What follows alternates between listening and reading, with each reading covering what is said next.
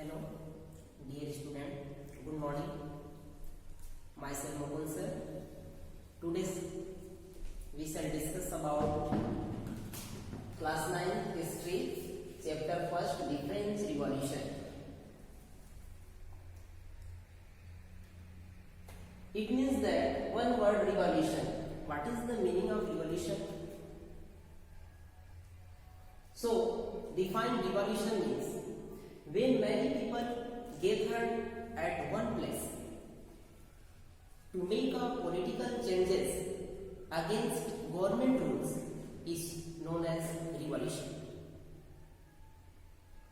जब सडनली बहुत सारे व्यक्ति एक ही स्थान पे इकट्ठा होकर के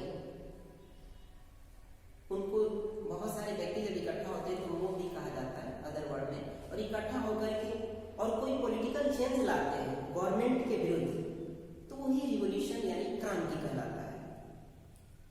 इसी तरीके से आपके इस चैप्टर में फ्रेंच रिवॉल्यूशन दिया गया है, फ्रांस में क्रांति जो फैली वो कैसे फैली इसके बारे में बताया गया है। तो ये इवेंट जो है आपका 14 जुलाई 1789 का रहा।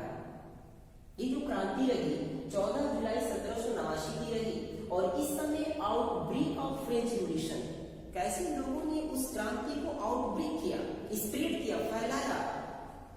और फैलाया तो क्यों फैलाया, व्हाट हैपेंड एंड हाउ, क्या घटना घटी, कैसे क्रांति लानी पड़ी। और उस क्रांति में 7000 पीपल, जिसमें कि मेन और वोमेन दोनों इंक्लूड थे।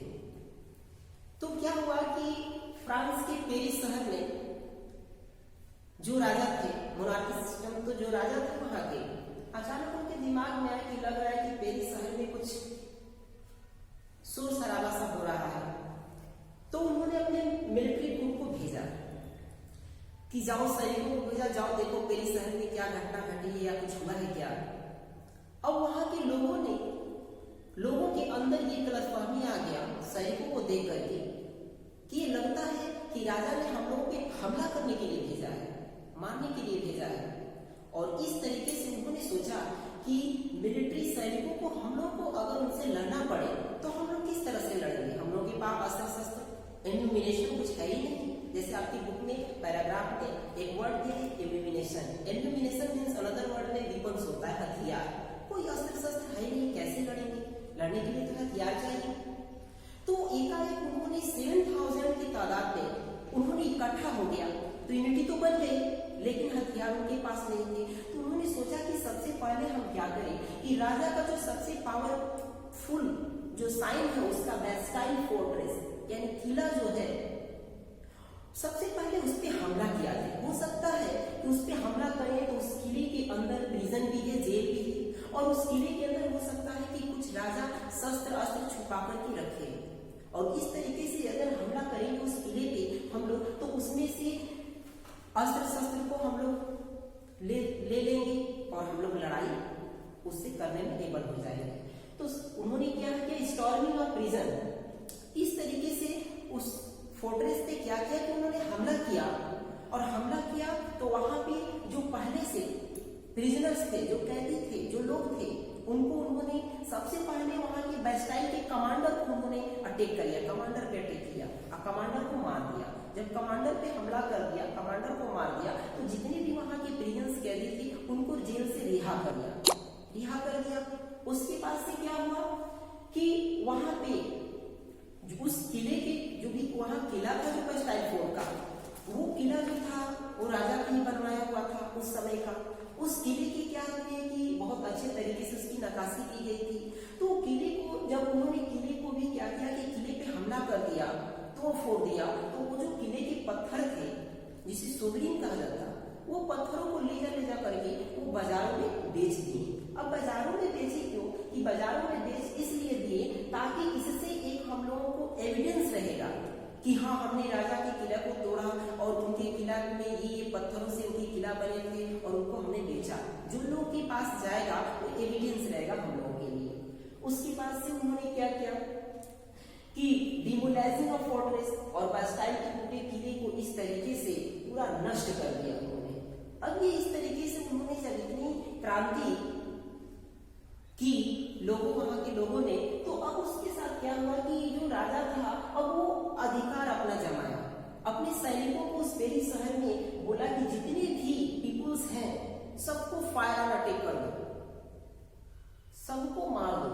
अब इस तरीके से राजा के आर्डर के अकॉर्डिंग सैनिक वहां अपने ड्यूटी पे अलर्ट हो गए और सबको मार गिरा दिया। इस तरीके से क्रांति में बहुत हानियां हुई, नुकसान हुए।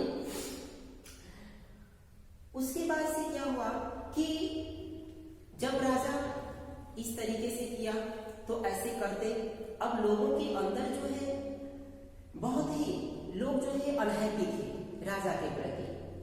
तो यही कहानी थी कि इतने लोगों ने क्रांति की राजा की, इस जिस तरीके से राजा उनसे व्यवहार करता था। कुछ लोग का मानना था कि राजा हम लोगों पे ध्यान नहीं देता है, राजा सिर्फ अपनी रानी पे ध्यान देता है, इस हम लोग की प्रजा पे ध्यान ही नहीं देता है।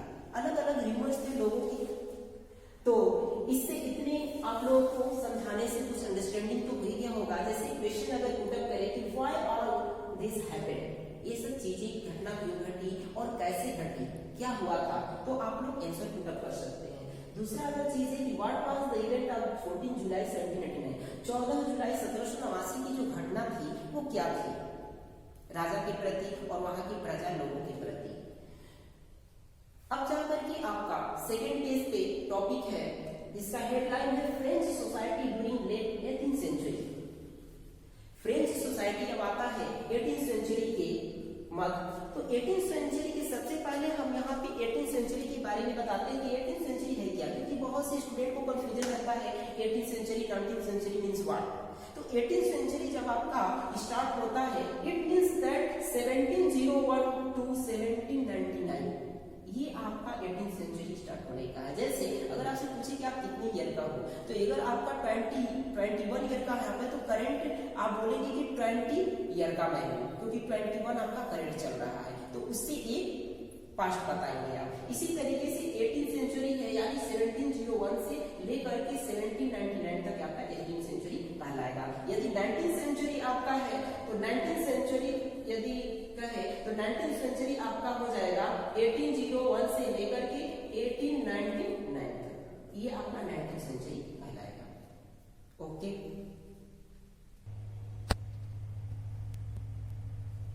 तो फ्रेंच सोसाइटी का जो आपका सेंचुरी है वो आप लोग अंडरस्टैंड कर चुके होंगे। अब तो कंफ्यूजन नहीं होगा कि 18th century 19th century, what is the meaning of 18th century 19th century, कितने ईयर से कितने ईयर के बिटवीन आता है। ओके, तो चलते हैं second topic, physical society old design 1789। अब उस समय 1789 में सोसाइटी में जो लोग रह रहे थे वो किस तरीके से रह रहे थे, किस तरीके से अपना जीवन यापन करते थे, राजा जो है किस तरीके से उनका देखभाल करता था, वो शासन उन पे कैसा चलाता था, इसके बारे में हम सभी अभी डिस्कस करेंगे। तो आपको बता दें कि सोसाइटी वहां की जो थी, सोसाइटी के लोग जो थे वहां उनको 3 ग्रुपों में बांटा गया था। और ग्रुप 3 ग्रुपों में जो बांटा गया था वो ग्रुप को एक वर्ड से याद किया जाता था, स्टेट, ESTAT, स्टेट। जैसे आप यहाँ देखेंगे कि फर्स्ट स्टेट जो था उस ग्रुप फर्स्ट स्टेट में जो ग्रुप के लोग आते थे उन्हें क्लर्जी कहा जाता था। अब क्लर्जी क्या होते थे, तो क्लर्जी जो होते थे आपके वे चर्च वाले जो बड़े लोग होते थे वे होते थे क्लर्जी में, जो कि enjoy privilege based on birth. क्या कहा गया क्लर्जी के बारे में कि वे जन्म से ही खुशी और आनंद पूर्वक रहते थे, क्योंकि उनके पास संपत्ति रहती थी। जन्म लेते थे तो जो राजा हुए उनके जो बेटे हुए तो राजा की जितनी भी संपत्ति होती थी, जितने भी बड़े लोगों की संपत्ति होती थी, उत्तराधिकारी सक्सेसर जो होते थे उनके पुत्र ही होते थे। तो इस तरीके से जन्म से ही एंजॉय करते थे। सेकंड स्टेट आपका आता है जिसमें नोबिलिटी आते हैं। नोबिलिटी क्या करते हैं कि exemption from paying the tax. अब सेकंड स्टेज के लोग जो है वो टैक्स जो है चुकाते थे, उनसे टैक्स किया जाता था। इसी तरीके से थर्ड स्टेट के पीजेंट्स, मर्चेंट्स, लेबरर्स, बिजनेसमैन जो भी है ये थर्ड स्टेज में आते थे। तो सेकंड स्टेज और थर्ड स्टेज ये दोनों स्टेट के जो लोग हैं ये क्या करते थे, टैक्स देते थे। किसको देते थे, तो क्लर्जी को, क्लर्जी से टैक्स लेता था। जैसे थर्ड स्टेट के लोग देवर ऑब्लाइज्ड टू पे टैक्सेस, रेंटल सर्विसेज, जो भी सेवाएं करते थे, जो भी उत्पादन करते थे, वो सभी प्रोडक्शन करके और उसमें से टैक्स देते थे। जैसे टैक्स में इनका है कि ये टैक्स देते थे, जैसे 1 कुंटल अगर ये 1 कुंटल व्हीट या राइस प्रोडक्ट की प्रोडक्शन इसका किए, तो व्हीट और राइस का अगर 1 कुंटल प्रोडक्शन किए तो 1/10 जो है चर्च को दे देते थे, यानी क्लर्जी को दे देते थे। यानी 100 कुंटल में से 10 किलो जो है क्लर्जी को दे देते थे टैक्स के रूप में। इस तरीके से और बाकी उनका होता था। तो टैक्स इन दोनों जो है state, second state, third state, इस तरीके से टैक्स देता, क्लर्जी इनसे डायरेक्टली लेता था। अब टैक्स की बात आती है तो टैक्स 2 तरह के थे। पहला था टिस। टिस क्या था कि टैक्स लीविड बाय द चर्च, ये चर्च के लिए टैक्स दिया जाता था। जैसे अभी आप लोगों को बताया कि 1/10, तो ये टिस कहलाता था। टिस में क्या होता था कि चर्च जो है डायरेक्टली रूप से ये चर्च लेता था। लीविड का मतलब है लिवरे। लिवरे जो है आपका करेंसी है वहां की, लिवरे करेंसी थी। जैसे हम लोग का इंडिया का करेंसी है मुद्रा रुपया, उसी तरीके से फ्रांस की करेंसी फ्रेंच में लिवरे थी उस समय की, 1789 की। तो लिवरे के रूप में वो चर्च से 1/10 जो है चर्च को प्रोड्यूस का जितना टोटल प्रोडक्शन करते थे, प्रोड्यूस उत्पादन करते थे, थर्ड स्टेज वाले या सेकेंड, वो उसका 1/10 जो है दे देते थे क्लर्जी को।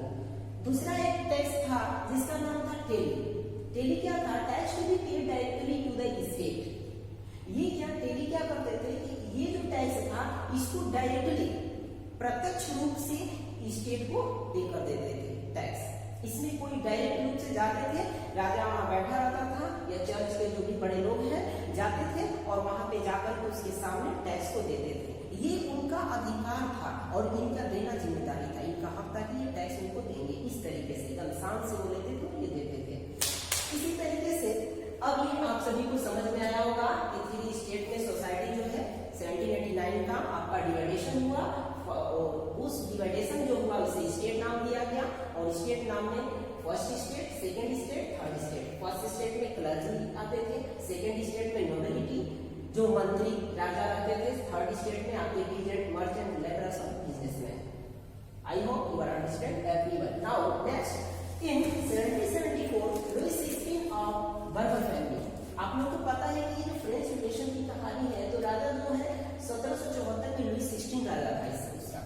तो लुई 16 का जो कि बर्बन फैमिली से बिलोंग करता था। बर्बन आप लोग बिस्किट का भी नाम जानते होंगे, बिस्किट का कंपनी का नाम है बर्बन। तो बड़े बड़े फैमिली, रॉयल फैमिली जो होते हैं बड़े बड़े टाइप लेते हैं अपने तरफ से, तो बड़े बड़े टाइप। तो इसी तरीके से बर्बन जो है अपने फैमिली पे बर्बन लगा दिया और बर्बन परिवार से जाने जाते थे। तो लुई 16 उस समय थे जिनका मैरिज जो विवाह था वहां की प्रिंसेस, ऑस्ट्रिया की प्रिंसेस मैरी एंटोनीटे से हुआ था।